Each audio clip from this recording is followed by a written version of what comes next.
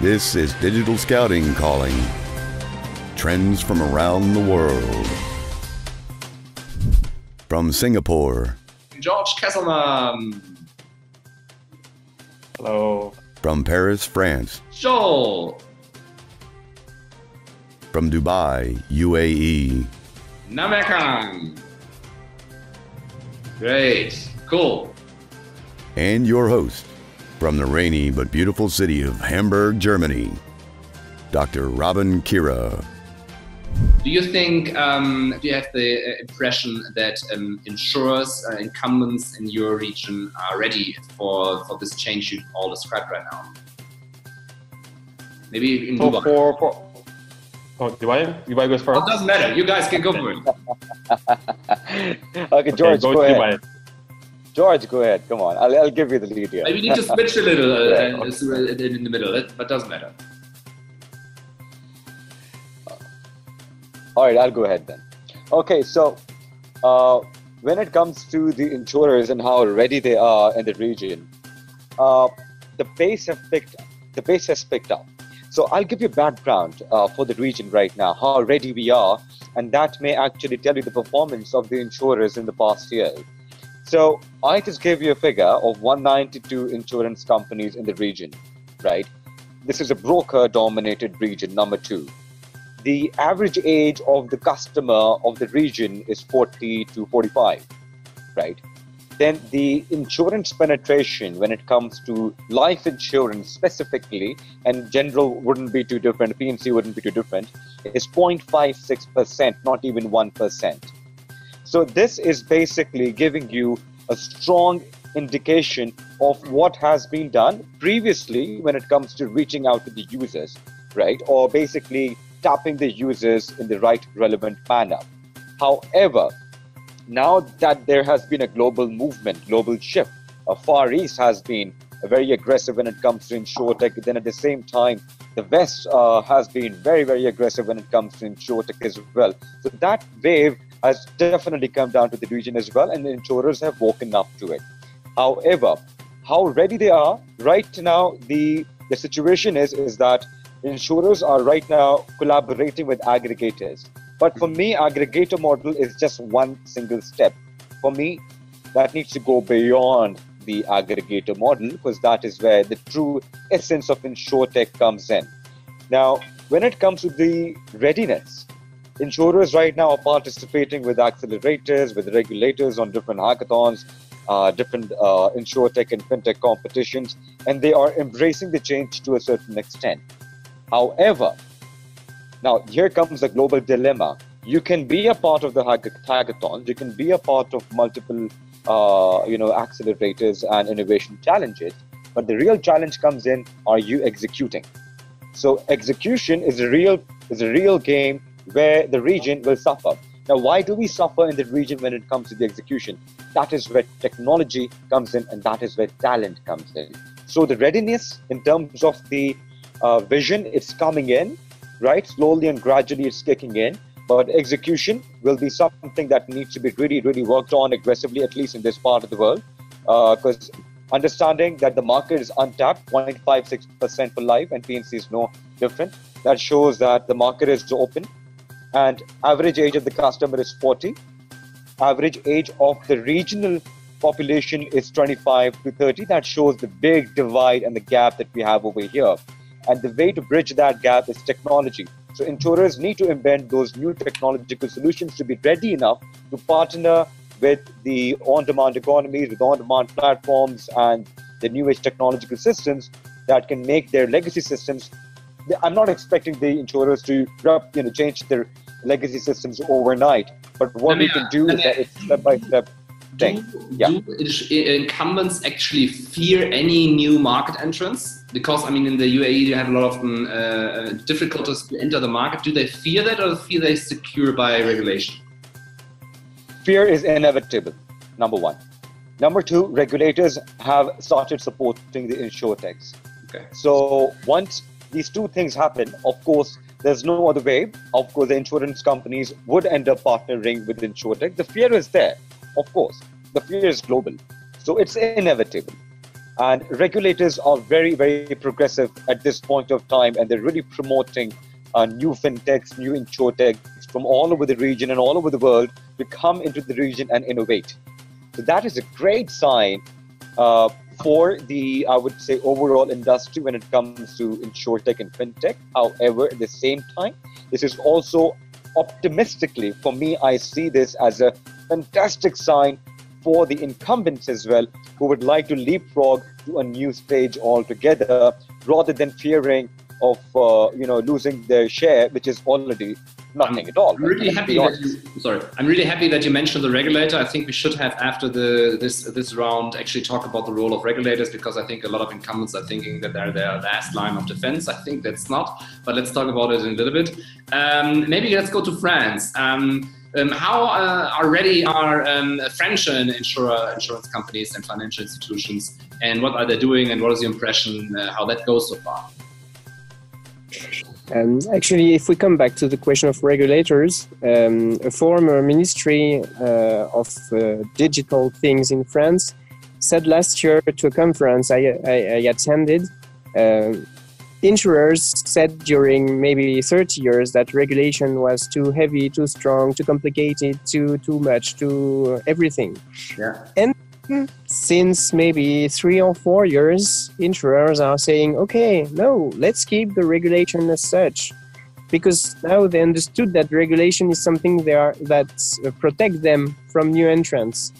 And I think this is something really interesting to see in France, because we fear the regulation, but we like it a lot. We need to keep the barriers to protect the market. Something else which is really interesting is that maybe 5 years ago, insurers thought that insurtechs were coming to kill them, to eat them, and to take their place. Then they decided to invest and to raise money and to put money in those insurtechs. Now we see that, okay, the Uberization of market is not for now. I don't say maybe in 5-10 years it's not the same thing, but right now it's not the case. But insurers have not understood yet that if insurtechs right now are mainly accelerators, enablers to accelerate their transformation. And they did not understand that if those insurtechs are enablers, they need to accept to be enabled to do things. And right now they see the market of insurtechs and transformation as, okay, we have a lot of insurtechs preparing lots of good ideas. Okay, let's go do that. We put some money, we invest, we do some hackathons, we do some accelerators, incubators. We try to help them to grow.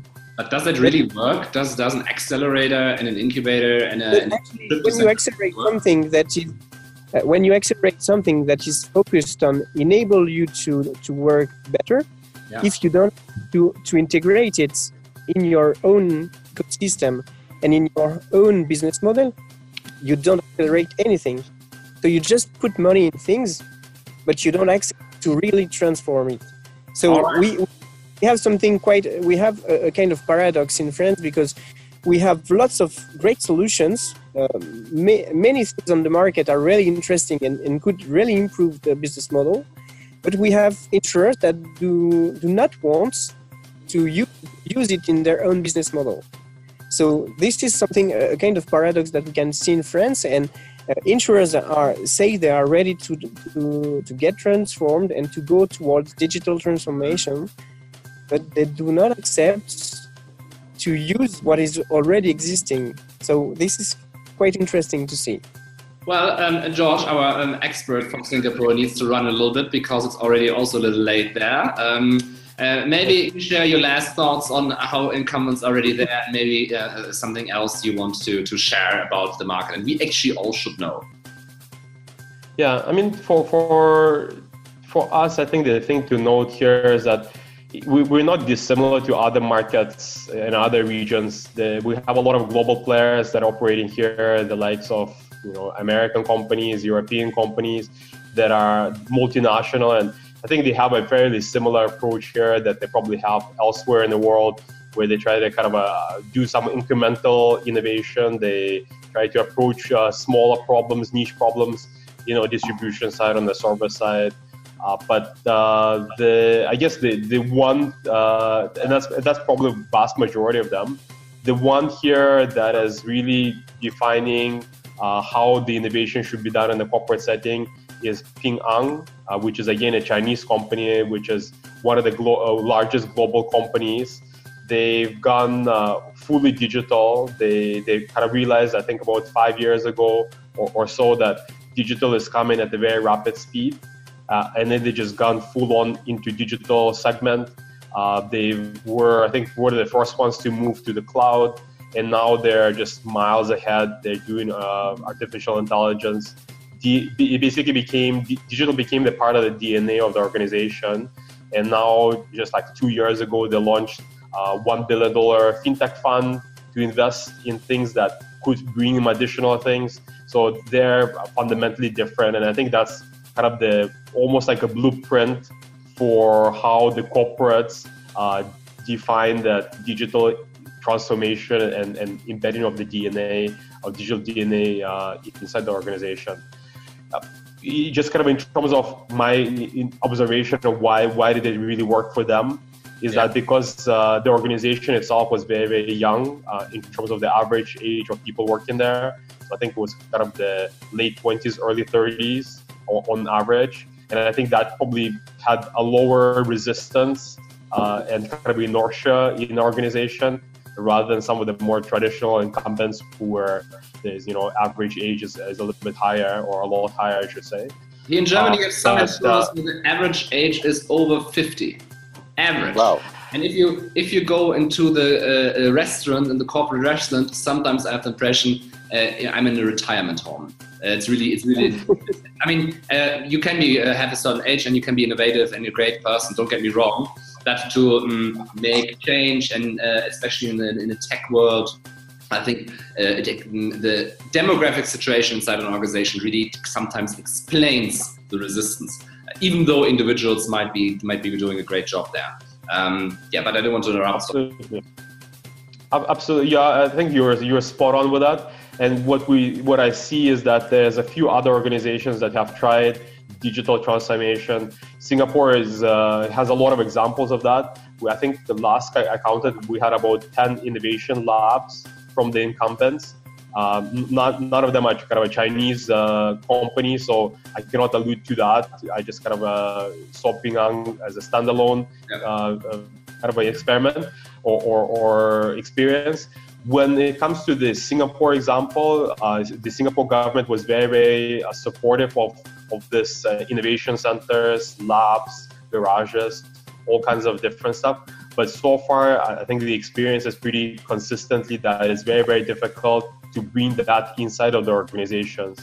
As a standalone experiment, it kind of is there's blockchain, there's AI, there's all kinds of cool stuff that is being done within those labs. But the second you talk to the business guys, basically you can see there's a vast disconnect, and they say, actually, I don't know what's happening in those labs. There's a bunch of guys working some stuff there, but I have no appreciation of how is it going to be done, how is it going to touch my business. So there is a kind of a fundamental disconnect, and that's probably closer to the reality for a lot of the corporates, whereas there's kind of that organizational inertia. There's a bit of a fear, like what you said before, that something is coming. I think the other thing that I've seen this year, specifically kind of a 6 months past trend, is that there's probably a bit of a lull in that fear, where last 2 years, I would say that there was a lot of excitement and fear combined. I would say in the last 6 months, kind of the initial plateau have been reached, and people kind of just sat back in their chairs and said, okay, it looks like the disruption is not coming. So the stuff that we really feared about our jobs being impacted is not going to really happen. So we can kind of go back to business as usual while keeping a bit of an eye on what's happening. which I think to me is a fundamental mistake again. And I think the real change, I agree with you in your previous comments, that the real change is coming. It is going to take a little bit longer time because that kind of an exponential curve, we're still in the early days of that. But it is definitely is going to blindside a lot of people who are in that kind of a lull. And so the fear is definitely going to increase exponentially as well when the things will start to move. All right. Thank you very much. Thank you very much for your time. I will just say I will just say a few words now, and then I will set up a new meeting because Zoom doesn't allow longer calls in the current setup. So when it comes to Germany, I see actually the market. You have the big, large incumbents that will always be around: Allianz, Generali, AXA. If the tide goes too high, the water, that they will just buy their way out of it. I'm pretty sure about this. So we don't need to worry about them. It's only how much money and profitability does it that cost them. We also see some smaller insurers that actually use this opportunity, driven by entrepreneurs, driven by young or young-minded senior management, some senior VPs that do awesome things in their areas, or even some board members that do great things. We have even some senior board members that say, I have only 5 years more left. I've reached everything I want in my life. Now I go all in on digital transformation. Why? Because I want to be remembered as a person who actually drove digital transformation to success and not the guy who ruined it. So you have these, but small exceptions. We have like 600 insurers around here, and it's like it's not too hands full. And you have a lot of disappointments when which you have consumer-sized insurers who actually almost don't do anything. I mean, some labs maybe a funny trip to Berlin without ties, but if you go to the core organization, there's actually almost nothing happening. And I'm sorry to say I spent $100 million, $200 million on transformation. You look into the numbers and which projects are they actually working on? It's like the development and the sustainability of their legacy systems. That's not digital transformation, guys. You know, you should really invest into hot new stuff.